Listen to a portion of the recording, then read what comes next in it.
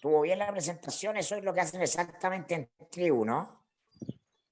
Mira, hay una palabra que para nosotros es súper importante y que Sí. faltaba, y que yo creo que marca una diferencia, que es la convivencia. Porque eh, al final del día, claro, tú hablabas, ¿no? Nuevas formas de gobernanza y de poder. Ahora no nos tenemos que perder de vista que eso ocurre en un contexto en el cual estamos conviviendo. Y nosotros partimos desde la pregunta de cómo queremos convivir. Y de acuerdo a cómo queremos convivir, es que entonces deberíamos avanzar hacia distintas alternativas de toma de decisiones, de gobierno, y en torno a eso deberíamos tener las preferencias de cómo se distribuye y se organiza el poder. ¿Cachai? Entonces, de hecho, por eso tribu se llama tribu, ¿no? Como para poner ese foco ahí.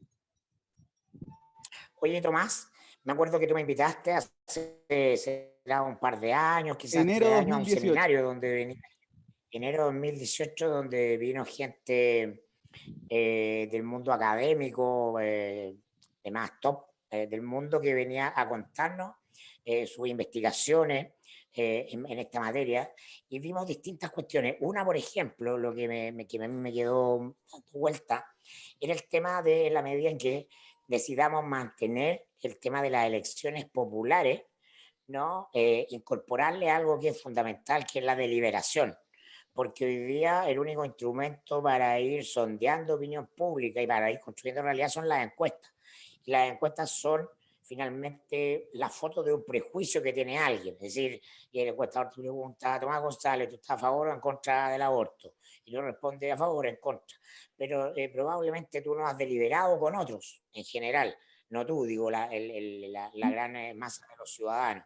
Entonces, la importancia de transformar esta democracia formal que tenemos, que es más bien una partidocracia, ¿no? Donde los partidos se reparten el poder, en un espacio deliberativo que requiere que conversemos antes de entrar a votar o a tomar decisiones. Sí, efectivamente, de hecho eso es uno de los ámbitos que estamos trabajando con harta fuerza y que vemos que se necesita mucho, ¿no? Como que em, de partida yo creo que necesitamos cambiar el paradigma de qué significa la democracia, ¿no? Quizá hasta me gustaría poner ahí una pregunta provocadora, y es si es que como habremos dejado de entender de qué se trataba la democracia, ¿no? Hablamos de democratizar como masificar, eh, y está muy asociado a el voto, yo opino, ¿no? Y el diferencial que tiene las aproximaciones de democracia deliberativa es decir, enfoquémonos en entendernos, ¿no? Y esto conecta con lo que yo te decía antes de la perspectiva de la convivencia, ¿no? Entonces, eh, en realidad hay tantos ángulos desde el cual podríamos abordar esto, ¿no? De la necesidad de deliberar. Te puedo contar algunas cosas que están pasando en el mundo, te puedo contar un adelanto de lo que se viene aquí en Chile, que estamos por impulsar, Pero pero sin lugar a dudas creo que es algo que necesitamos más, como cambiar, salir de simplemente la encuesta, salir de simplemente la opinión, sin pasar por ese proceso de entendernos. Y recordar que las encuestas son un instrumento que tiene muchos problemas. Tiene muchos problemas tanto para la ciudadanía, que necesitamos expresar nuestra opinión, ¿no? La democracia nace de la idea de la voluntad, de will of the people, ¿no? La voluntad de las personas, pero no permiten expresar una buena opinión. Y también son un problema para los tomadores de decisiones, porque entregan información que en estadística se diría que es sucia, ¿no? Que no representa verdaderamente. ¿Por qué? Porque las encuestas de opinión de partida, cuando se te hacen, te consultan a ti en general sobre cosas que quizás no hay pensado antes. Y tú respondes algo desde el prejuicio muy marcado, que cada vez más una con priori, las redes, claro, es una priori nomás, claro, ¿no? y con las redes sociales se ha marcado cada vez más, ¿no? Porque el surgimiento, la masificación de los canales digitales de comunicación cambiaron el mundo de los medios de comunicación, ¿no? El mundo ahí donde tú estabas ahí antes. ¿Eh? Antes habían ciertas estaciones de televisión que todo el mundo veía, ciertos periódicos, y como que había un piso común, ¿no? Lo cual tenía hartos problemas. Hay ahora, eh, digamos, mayores voces, pero el que haya más voces también tiene otros problemas, ¿no? Famosa es la palabra posverdad, ¿no? Pero si tú ves, la polarización social ha ido creciendo también de la mano de este fenómeno, ¿no? Donde las burbujas de pensamiento se han acentuado, donde como que estamos más distantes, estamos más lejos, es más difícil saber qué es verdad, y también estamos emocionalmente menos preparados para enfrentarnos con lo que no estamos de acuerdo, lo que no conocemos. Entonces necesitamos mejores herramientas que solo encuestas de opinión. Porque yo creo que, o sea, míranos dónde estamos, ¿no? Pero, Tomás, yo me acuerdo para que tú nos cuentes un poco de una investigación que hubo de qué le pasaba a las personas o qué expresaban las personas antes de la deliberación y qué pasaba después. O sea, hubo un estudio de campo, ¿no? Sí, te puedo contar, te Eso puedo es lo contar. que me Y de gustaría hecho, que nos contara eso, que la gente supiera qué significa eso en la práctica. bien. Entonces, uno de los invitados en esta conferencia que tú comentas fue el profesor James Fishkin, ¿no? Quien es el fundador y director del Centro para la Democracia Deliberativa de la Universidad de Stanford. James Fishkin hace 30 años creó una metodología para llevar a la práctica este ideal de la democracia deliberativa. Y ha desarrollado más de 100 ejercicios a lo largo de todo el mundo, desde Europa, haciendo ejercicios de Europa como un todo, implementando esta metodología en África subsahariana, los países más pobres del mundo, en China, ¿no? Este estado centralizado, ¿no? En todos los contextos. Nosotros prontamente lo vamos a implementar acá en Chile, una iniciativa que se va a lanzar en algunas semanas más. Y lo que James Fishkin ha encontrado es que la información balanceada y la deliberación entre la diversidad de un grupo que representa a todo un país son dos grandes determinantes para la despolarización. Estamos hablando de más de 20 puntos porcentuales. Cuando a las personas se les pregunta algo sin deliberación y sin información balanceada previa, plantean cierta cosa. Luego, cuando ya hubo un proceso reflexivo de interacción, de informarse, las opiniones cambian sustantivamente. No todo el mundo cambia lo que piensa. Y de hecho, el objetivo de esta metodología no es cambiar la opinión de las personas, sino que es proveer el contexto más apropiado para que las personas podamos plantear nuestra verdadera opinión. Y eso termina en mejores políticas públicas y termina en un mejor clima para la convivencia. Claro, porque además este ejercicio era con gente, juntando gente que pensaba muy distinto, ¿no? Me Muy acuerdo yo distinto. entonces que después de un proceso deliberativo de no me acuerdo si eran 2 o 3 días, la gente que entraba pensando A, ¿no? Y otro que entraba pensando Z, estaba mucha más gente cerca de M, ¿ah? Porque solo hecho de conversar con otro, ¿ah? No de gritarle a otro, inmediatamente te moderaba y te abría la opinión del otro. Te habría, y eso también tiene mucho que ver, y yo contigo creo que es la mejor contraparte con la que puedo poner este argumento sobre la mesa, porque tú muchas veces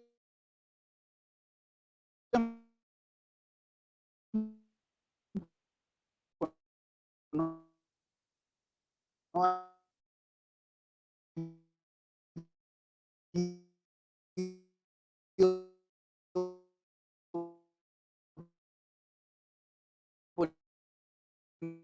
poniendo sobre la mesa la importancia de lo afectivo a la...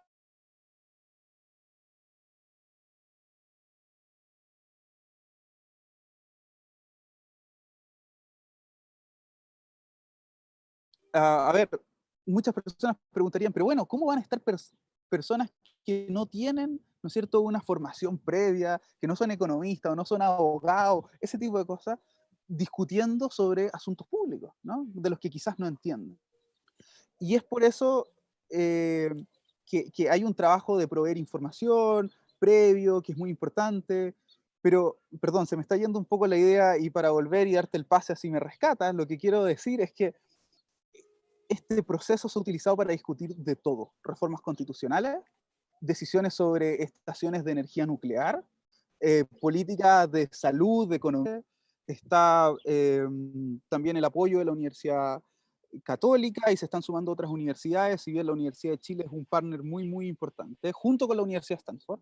Está el Senado, está la Asociación de Municipalidades, hay un sinnúmero de aliados y vamos a implementar por primera vez esta metodología para abordar dos temáticas, pensiones y salud, que fueron las dos temáticas que 2,5 millones de personas decidieron en la consulta de las municipalidades que eran las primeras prioridades y que son temas que han seguido estando presentes.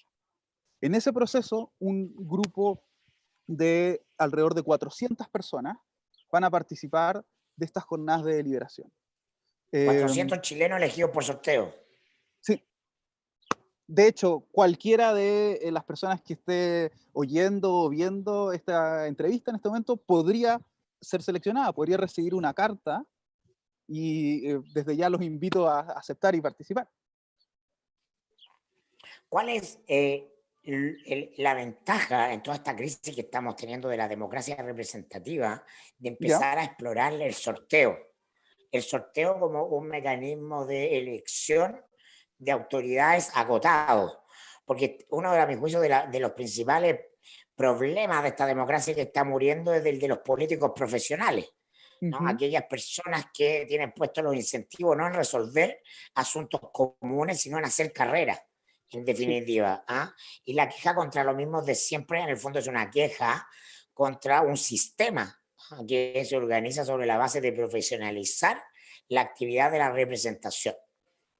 Mira, me gustaría plantear una pregunta abierta para quienes estén escuchando, que es, ¿qué es lo primero que les pasa, ¿no? Como en el estómago a nivel emocional, cuando viene la idea de que podrían haber representantes por sorteo? En general, lo que yo me he encontrado en las conversaciones es que surgen los miedos, ¿no? Las personas tendemos a imaginarnos rápidamente como el peor escenario posible. Que van a salir puros de tal lado o del otro lado, o gente que no cacha nada, no sé, como escenarios muy dramáticos desde la realidad de cada uno. Y en realidad lo que la estadística muestra, ¿no? Es que si tú manejas ciertos números y tomas ciertas consideraciones, vas a tener, con un margen de error bastante bajo, un grupo que represente la diversidad de lo que somos, ¿no? Entonces, eso es lo primero, como para al tiro atacar los fantasmas que aparecen. Luego me gustaría tomar el punto que tú planteas. Hay un contexto internacional de crisis de la democracia. Entonces está esta pregunta de revisar nuevos modelos, que en realidad no son tan nuevos, ¿no es cierto? Porque cuando miramos cómo funcionaban los griegos, que se supone que es nuestro referente para la democracia moderna. Nunca tuvieron partido los griegos, de hecho.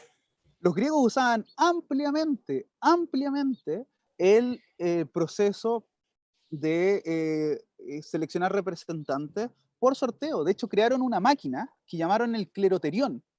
Y esta máquina lo que permitía era dar tranquilidad de que nadie estaba manipulando ese sorteo. Porque, digamos, hasta en la FIFA, ¿no es cierto?, hay cuestionamientos de que las pelotitas están más calientes para arreglar los grupos del Mundial, ¿no es cierto? Bueno, los griegos inventaron una máquina. Luego, en el Renacimiento, estados que no eran democráticos, pero que sí tenían distintas como nobleza, estos grupos que tenían poder para minimizar los conflictos entre ellos, usaban ampliamente también el sortear responsabilidades que iban rotando. Entonces pasó que al momento de la independencia de Estados Unidos, la Revolución Francesa, esta opción salió del mapa. Como que la caja de herramientas de la democracia se achicó y dejó de tener esta alternativa, que también tiene contras, ¿no? Tiene pros y tiene contras. Y cuando pensamos en esta alternativa ahora para los problemas que hoy tenemos, yo creo que hay dos formas de pensarla que son bien distintas y creo que las dos son importantes. La primera es cómo estos mecanismos pueden contribuir complementariamente a mejorar que lo que hoy tenemos sea mejor. Y otra pregunta un poco de más largo plazo y más osada es cómo estos mecanismos nos abren la puerta a quizás nuevos modelos distintos. Una de las grandes discusiones hoy día, las grandes tensiones, tiene que ver con que la convención constituyente, que va a ser la nueva constitución, va a tomar como plantilla para elegir a sus miembros a el sistema con el cual elegimos la Cámara de a los Diputados. diputados. Así ¿No? es. Y entonces empieza rápidamente, empezamos a ver que los partidos controlan el asunto y que efectivamente, como señalan en la campaña del rechazo, ¿no? Van a haber muchos de los mismos de siempre, que son los conocidos, que están en las listas, que entonces, eh, y ya hay muchos grupos ciudadanos presionando y organizándose para que los partidos, por buena onda, porque no están legalmente obligados, se abran a poner ciudadanos. Ya está esa tensión. ¿Cuán distinto hubiera sido si desde el comienzo hubiéramos dicho, intentemos algo diferente? Elijamos nuestra convención constituyente por sorteo, por Y se ha ejemplo, hecho, ¿no? bueno, yo escribí un artículo ahí en el Mostrador, como en noviembre del año pasado, y proponía eso y me hubiera encantado que se pudiese discutir más. Súper interesante que a mediados de año salió una encuesta donde, no sé por qué, porque esto no estaba en el debate público ampliamente, se preguntaba, y un 40% de la ciudadanía decía que le gustaría que fuese sorteado, a pesar de que la alternativa nunca se discute, entonces eso ya me parece interesante. Bueno, claro, porque los partidos tienen el monopolio de la conversación pública también de alguna manera. Las redes se los empiezan a arrebatar, pero, pero los partidos tienen un monopolio legal de administración. De hecho, no estamos en democracia, estamos en una partidocracia. Hay, Democracia, gobierno del pueblo. ¿Ah? claro, Y tú no ahí, ves bueno, ahí pueblo, ves políticos. hay, hay, hay, mm, hay tantas cosas que hablar, pero volviendo a esto, me gustaría como poner dos ideas sobre la mesa, ¿no? Uno, ¿cuál era la lógica desde los supuestos más teóricos de por qué las elecciones eran buenas? ¿No? Y segundo, me gustaría poner cuál es el principal problema que yo veo, que es el de el marketing en todo el proceso político. ¿No? La idea de las elecciones viene de el que estén los mejores. ¿No? Como los griegos hablaban del arete, la virtud. Y entonces los griegos de hecho decían que gobiernos por elecciones no eran democracia, sino que eran propios de la oligarquía. O Élite. si tenías una perspectiva positiva, desde la aristocracia. ¿No? Ahora, muchos griegos no tenían visión positiva de la democracia, igual porque ellos creían que el gran la población como un todo no podría llegar a ser virtuosa. Ahí yo discrepo, esa es otra discusión. Pero esta idea de que votando se supone que vamos a elegir a los mejores. Y en realidad hay muchos supuestos detrás de eso que uno podría ir votando uno a uno, ¿no es cierto? Lo primero es que elegimos entre las alternativas que tenemos para elegir, ¿no? Y hay todo un proceso al interior de los partidos, etc.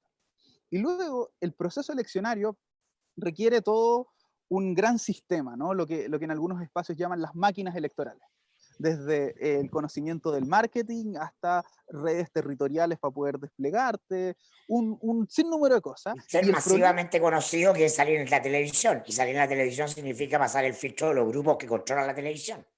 y además eso también pone un incentivo a que yo esté dispuesto a decir cosas más polarizadas, porque llaman más la atención, ¿cachai? O cosas más disparatadas.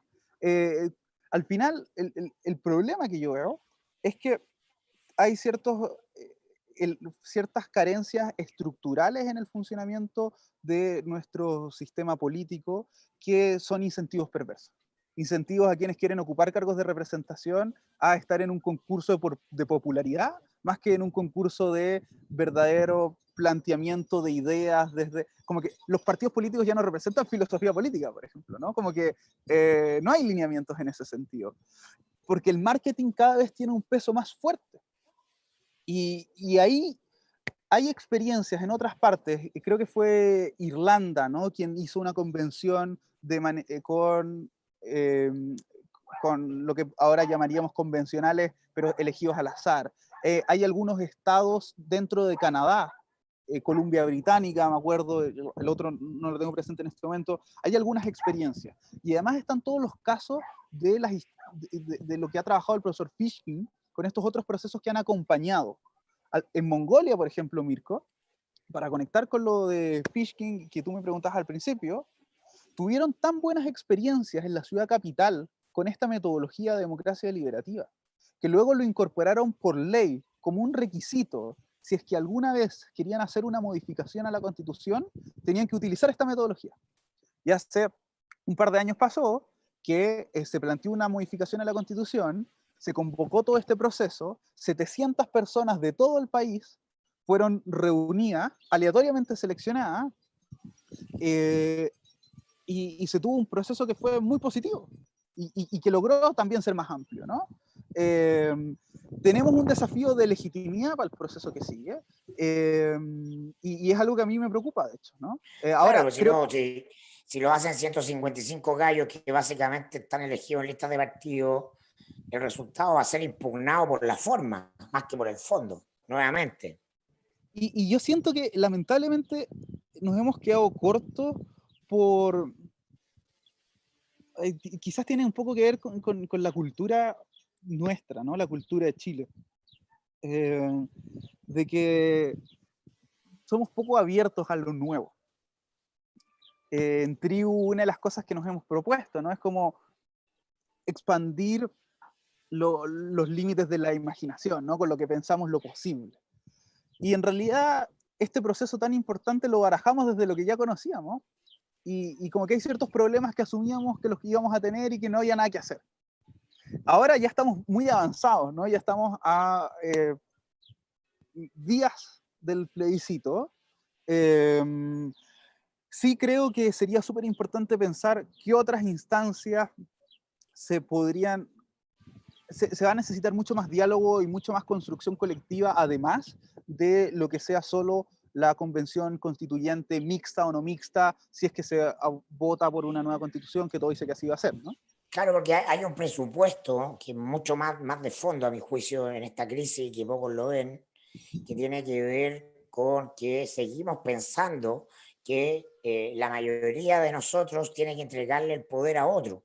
Y Ajá. probablemente hemos llegado a un momento evolutivo del desarrollo de la humanidad en que las disrupciones tecnológicas y una serie de condiciones, la expansión del mercado, los consumidores, etcétera, hace que cada uno tenga que asumir la obligación de ser ciudadano y de usar conscientemente ese poder y no entregárselo a otro, que era lo fácil. Voy cada 4 años a votar, me olvido de los asuntos públicos, me preocupo de mi pequeño boliche, y mientras aquellos a los que le dimos la responsabilidad de lo público están armándose también su propio boliche, y lo público se va por el agua al water. Entonces, frente a eso no hemos visto, ¿no? La degradación definitiva de lo público, porque hemos todos, porque todos somos responsables, ¿no? Dejado o delegado nuestra responsabilidad. Yo creo que una de las cosas más potentes y de las que sospecho se va a volver a hablar con fuerza como estructura de poder, fueron los cabildos que hubieron después del estallido, donde la gente salió a encontrarse con otra gente, todos sin poder, de distintos estratos socioeconómicos, para decir que no está pasando, para mirarse las caras, para conversar. Sí, eso fue muy potente, y de todas formas nos muestra un desafío sobre el que necesitamos trabajar, que es cómo eso pasa a ser incorporado de alguna forma en las definiciones de cómo convivimos, ¿no? Porque sin lugar a dudas fue un espacio de encuentro muy valioso, pero tiene el desafío de la sistematización y el cómo y darle más fuerza para que se incorpore. Ahí, y respecto al presente, ¿no? Tribu, tenemos el foco puesto en los nuevos modelos para la democracia, pero me gustaría igual plantear algo respecto como a los desafíos que están más cerca, y es hacer con todos los desafíos que hay y con las distintas motivaciones que pueden haber detrás, de todas formas, hacer un reconocimiento a quienes han estado en el Senado detrás, como dispuestos a asumir el que avancemos con esta metodología con un compromiso político institucional fuerte, entendiendo que esto no hace más que mejorar las decisiones que se tienen que tomar, mejorar el trabajo que se les fue encargado a los representantes que están en el Parlamento. Y desde a ver, nosotros estuvimos 2 años como planteándolo, y fue solo cuando llegó el estallido social que dijeron, ok, y se empezaron a abrir las puertas. De todas Obvio. maneras, yo soy súper consciente que esta era Tiene una que decisión entrar que el no agua en tendría... la casa, tiene que estar el agua en la casa para que uno se preocupe de arreglar la cañería. Ahora, aún así hay veces que ni eso sirve para hacer que se abran espacios a ciertos cambios. Entonces, igual quiero aprovechar de reconocer el que se lograron generar las condiciones para avanzar y por otro lado hacer una invitación a que de cara a lo que viene más adelante, proceso constituyente y otras cosas, nos abramos a mirar más allá de la caja de herramientas que hoy conocemos. Necesitamos ampliar la caja de herramientas. Claro, porque se plantea esta falsa dicotomía, o esta democracia o dictadura, Sí, populista, etcétera, ¿no? Y entonces la élite y los partidos se plantean como la democracia republicana, ¿no? Y se venden de eso. Entonces es una falsa dicotomía, porque eso está fracasando en todo el mundo. Entonces la alternativa no es esta democracia o dictadura, sino que es cómo cresta creamos realmente una democracia donde todos se sientan incluidos, pero eso implica que cualquier persona anónimo, la famosa señora Juanita, esté dispuesta a usar su poder, a no entregarlo. ¿Ah? Así se hace está lleno sortear a de, participar. está lleno de falsas dicotomías. Otra que a mí me hace mucho ruido es la dicotomía de democracia representativa o democracia directa, ¿no? Como si fueran las únicas dos alternativas y polares, ¿no? Cuando en realidad, entre medio, existen un montón de cosas y la pregunta es cómo hacemos el diseño institucional para lograr de mejor manera lo que queremos, que debería ser representatividad, inteligencia en la buena calidad de los resultados, y cómo hacemos también lo que tú estás diciendo, que el proceso de eh, ocupar nuestro poder en el día a día sea una forma de educación cívica a la vez, como cambiar el paradigma de la educación cívica, ¿no? Porque no vamos a aprender de civismo, no vamos a aprender a usar nuestro poder político en el aula teóricamente. Lo podemos aprender en la medida que lo vamos usando, en la medida que vamos teniendo desafíos y que los procesos en el día a día nos permiten hacerlo, como cualquier otra cosa en la vida. Tomás, ¿de qué manera la revolución digital amplía el campo de posibilidades de esta nueva forma de gobierno? Porque yo creo que van de la mano. Es decir, nuestra democracia era lo mejor posible en el siglo XX. ¿Ah? Y el sistema del botito de papel en la caja de cartón era bueno en un contexto del siglo XX, pero estamos en el XXI, esa democracia es analógica. Y ya estamos en una sociedad que es digital, ¿o no? Sí, pues. Es digital y es global, ¿no? Lo hemos visto ahora en carne propia todo el mundo. La, es, Aquí necesitamos yo creo que otra media hora, pero para ponerlo en corto, hay que pensar que todas las tecnologías digitales amplían capacidades individuales y colectivas, capacidades de procesamiento de información, es lo que llamamos inteligencia, ¿no? Ahora, cada uno de nosotros tiene una inteligencia aumentada con los celulares, los computadores, la inteligencia artificial. Se aumentan las capacidades de transferir información, la comunicación, ¿no? Entonces nos podemos coordinar de formas distintas, etc. Se amplían nuestras capacidades de memoria, etc. Y eso nos trae posibilidades, pero también nos trae desafíos muy grandes. Y en eso, yo creo que es súper importante plantearnos este nuevo escenario mirando las posibilidades y mirando también los desafíos. ¿Cuáles son parte de las Sí, oportunidades? Eh, Dos cosas, ¿no? Uno, coordinaciones distintas. Estamos acostumbrados a delegarle nuestro voto completo a una sola persona, ¿no? Y no existe, eso es muy interesante, explícalo, sí. entonces, a ver, es imposible pensar que con una persona vamos a estar de acuerdo en todo.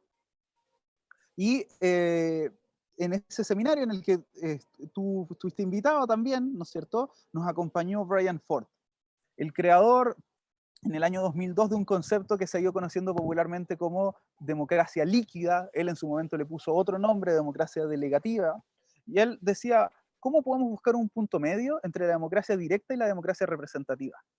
Porque decía, es cierto que yo no tengo interés en participar en todas las temáticas, y no me daría el tiempo para hacerlo, ni para estar informado, entonces no me imagino en la complejidad del siglo en el que vivimos teniendo una democracia 100% directa. Pero decía, por otro lado, es cierto que hay temas en los que a mí me gustaría participar directamente.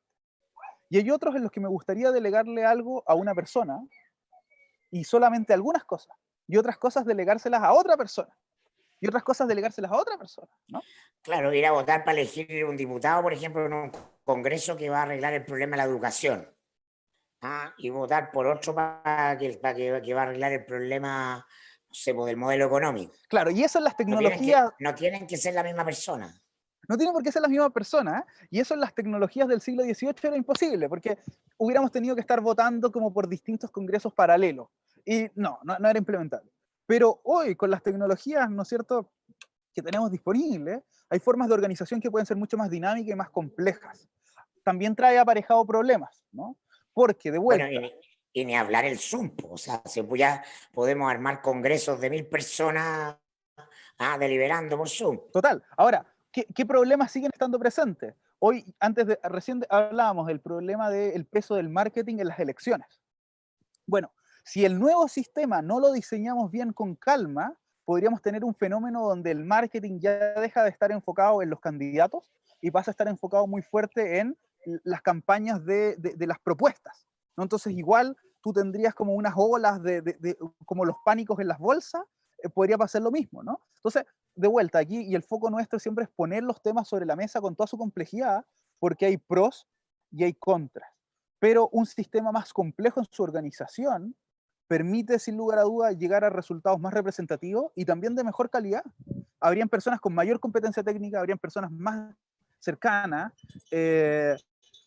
pero para avanzar hacia allá tenemos que poner la pregunta sobre la mesa y abordar todos los problemas que tiene. Porque en general la gente dice, pero es que esto tiene este problema. Y como que descartan.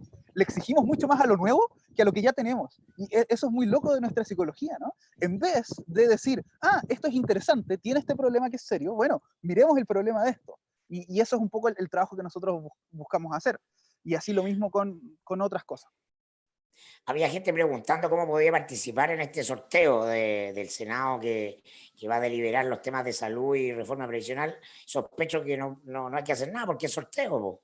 Le Así puede es, tocar a así es. cualquier Estamos muy ciudadano poco chileno, acostumbrados a eso. cualquier mayor de 18 años, no le puede llegar la carta o le puede no llegar. Así es. No hay que O- inscribirse. exacto, exacto. No hay sesgo previo, no hay grupos chicos, no hay lote. No. No. Oye, y lo otro, cuéntanos, pues ya va a ir cerrando, si a alguien le interesó y se sintió motivado por todo lo que contaste, ¿dónde puede encontrarlo a usted, tribu.org, cómo participar, cómo acercarse? Sí, encantado.